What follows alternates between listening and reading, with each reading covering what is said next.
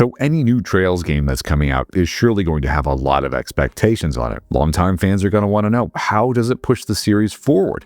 And newer players are probably asking a more simple question. Is it actually fun to play? Is it worth your time? And that's what this video is all about today. Now, this isn't going to be like a full 100% review or like a deep breakdown. It's more of a preview and should you buy thing based on my experience with the game. I spent a lot of time with it so far, and I want to talk about how it feels to play, what things stood out to me, and what things I think you should know before jumping in. Now, just for context, my history with the Trails series is still pretty new. I've played Trails in the Sky first chapter and loved it. Admittedly, I'm not fully caught up on the series here, and I'm okay with sharing that perspective. I wanted to see how Trails Beyond the Horizon lands, if you're coming in fresh, if you don't remember everything, and overall whether it's still going to click with you. So with that in mind, let's actually talk about what the game is and whether or not it's worth your time. Now, before we do that, don't forget to like and subscribe if you're not already. Leave your thoughts down below in the comments. Are you picking this game up? Are you looking forward to it? And lastly, thank you to the team behind this for providing me with a review code in advance so I can share my thoughts with you guys today.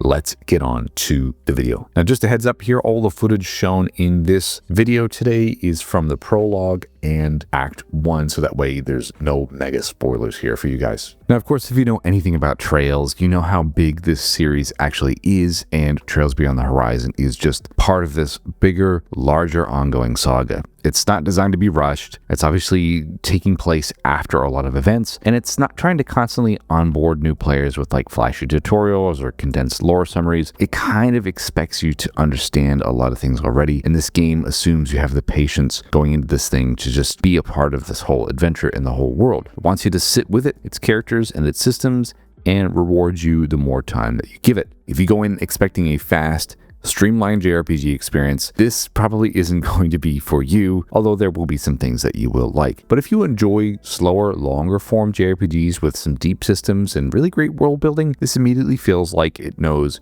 exactly what it wants to be. Now, for my first play session, I sat down thinking, you know what, I'll play for half an hour just to get the feel for things, and 2 hours later, I finally hit save and went to bed. Now, this wasn't because I suddenly understood every single story beat or character relationship. It was because the gameplay loop worked, and the world itself was interesting enough to pull me in even as a Trails newbie. Even when I didn't fully understand the context of a conversation, I still wanted to know where things were going, and that sense of curiosity here has been the biggest surprise for me so far. Now, bit of a reality check here. This is a very dialogue-heavy game. That's not saying that it's a bad thing or a good thing. That's just what it is. A lot of that dialogue is doing important world building work. Technology, growth, relationships, and differences between, the different characters in this game. I mean, coming straight from Trails' first chapter, of course, this is a massive step forward in terms of scope and scale and characters. Trails' first chapter is obviously very limited compared to this, but I do want to be honest, not all of it feels essential. There is what I would describe as a lot of filler here. Conversations that go on a bit longer than they probably need to, and depending on your taste, this could either be something comforting or exhausting. Personally, look, I don't mind it too much. I expect a Trails game to be huge, and I'm okay settling into that slower kind of rhythm, but if you don't enjoy text-heavy or dialogue-heavy RPGs, this is going to be something that you might not like. One thing that really helps for context, especially as a new player or maybe even somebody who's stepped away from the series for a little bit and wants to jump back into this game, is the timely terms system. And when it pops up or gives you the opportunity to do so, you have a little bit of context and clarity just to stay grounded enough in the conversation without it totally being lost on you. So that's very handy. And importantly, for a game like this, I found that the story does get a lot more interesting the further I went in. Of course, with limited context, so many characters here, I still found myself really engaged and curious about what's happening. I think that there's some sort of secret sauce here that's happening with these Trails games that I'm just like totally glued into it, even if I don't fully understand everything. Now, just like Trails' first chapter, combat is where Trails Beyond the Horizon completely has won me over. At its core, yes, it's Trails, smaller battlefields, positioning, turn order, planning ahead. It's been pushed much further than I would have expected, of course, coming from that remake of the first entry. There's so many options available that at first, yes, it can feel a little bit overwhelming. It honestly just feels like every combination of buttons does something.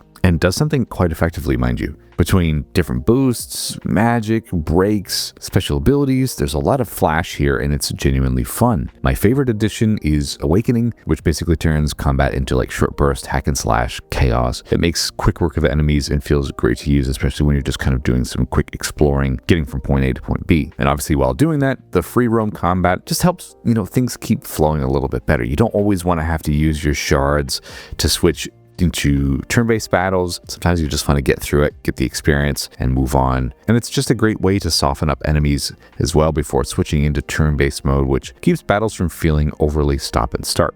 And that was a major thing that I loved from Trail's first chapter. Just feels like a more confident and flexible version of it because there's so much more happening. Now, as far as customization and party dynamics, look, all the classic stuff is there in terms of orbments, plenty of freedom in how you want to build your characters. And this is clearly a game that's going to reward experimentation. And I can see how much depth there is for people who actually love tweaking stuff like that. And like I said, with characters and party dynamics, I don't know everybody here yet. And surprisingly, that hasn't been much of a problem. The personalities for everybody come through so clearly, and I've genuinely enjoyed watching them interact with each other. There's a lot of funny takeaways, some more serious emotional moments. Again, even without full context, the character dynamics really just feels natural and fun, which helps carry the longer dialogue sections. Now, one big surprise for me was something that's called the Grim Garden. It starts out as like this mandatory mini dungeon, which over time becomes a little bit more optional, but it almost plays like a board game. You open paths, you move through condensed combat areas, and completing objectives along the way. It's genuinely really fun, and I can see somebody losing a lot of time here without realizing it, me being one of them. It adds to the already massive amount of content and gives you something different to focus on when you just want to break from the main story. You're just wandering aimlessly, finding the right person to talk to.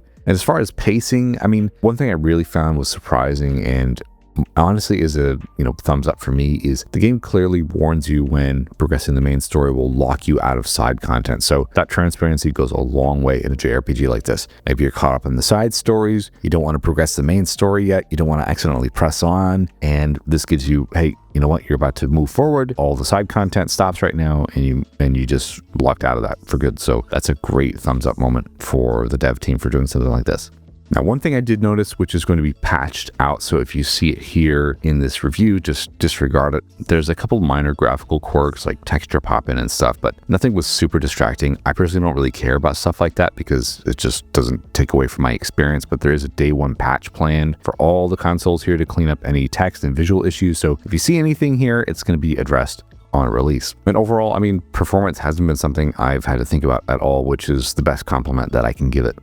So based purely off of my experience so far, here's where I kind of land with the game. If you're already a Trails fan, this feels like a confident continuation that knows exactly what it's doing. There's a ton of content, deep systems, and it's the kind of world building that Trails is obviously known for. If you're newer like me, I think you can absolutely still enjoy it as long as you're okay with slower pacing and a lot of dialogue. You're not going to catch every reference, but the combat in the world and just the overall experience that this game presents you with, it's really strong and I think enough to carry you through. Now, I'm not here to rank this against other Trails games like First Chapter or whatever, or call it like the definitive Trails experience. I'm just saying that based on my time with it, I've genuinely had a really good time. So to wrap this up, I really want to say that this is a preview, not a full review. I probably won't come back to this for a full review. This is just my thoughts right now at the end of Act 1. But based on my experience, Trails Beyond the Horizon is a game that I think you're really going to like. It offers a lot of deep and flexible combat and builds a world that makes you want to understand it more. So even somebody who isn't as fully caught up as I would have loved, I've been engaged the whole time that I've been playing this game. And honestly, this game has really made me eager for Trails' second chapter. And from there, hopefully I can just dive into the series and just see what this is all about. But if this is your next Trails destination, I think you're going to have a great time. So there you have it. They're my thoughts with Trails Beyond the Horizon. Again, I've said before, I am unashamedly a brand new Trails fan, and I was given the opportunity to have a review code. I said, sure, I'll take it. We'll check it out. And just out of pure curiosity, I just figured I would see where the Trails series is now for like the newest iteration rather than like a remake. So I enjoyed my time with it. I think you guys will as well. Let me know if you decide to pick it up. Let me know if this review video swayed you either way. I would love to hear from you guys. And yeah, don't forget to like and subscribe, and we'll see you again on another video next week. Bye-bye.